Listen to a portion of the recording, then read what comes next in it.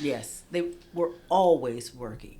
I know that. Yeah. Even my niece, which my sister would bring my niece over to my parents and they babysit and stuff. And I remember my niece was like 2 years old and she was like, Granny, Grandpa, she was like, you all, do you do anything other than work?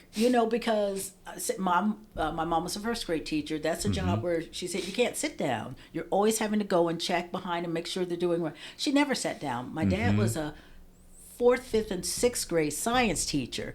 He never sat down because sometimes I could go ahead and visit and Yeah, yeah. yeah. And then when Dad came home, he'd immediately if we weren't watching baseball, Mm-hmm. he'd get his clothes off, he'd go ahead and go out and he'd be working on the yard. We had the most beautiful Yep. yard in the Yep. neighborhood, and Yep. he'd be working. And then the summer, he'd always work projects like he built our brick fence for the backyard by No himself. way. Yeah, and people were like, will you build, we'll pay you. And he's like, no, he just, did it for his family. Sure.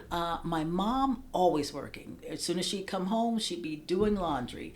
She's one of those housekeepers where, she mops the kitchen floor and the bathroom and down the stairs every single day. She would never go to bed with so much Mm-hmm. as a spoon in the sink. And so my mom was always working. And then, she's having to get dinner on the table, cook dinner. And then while she's doing that, she's doing Yeah. all these other things. So they were extremely hard workers.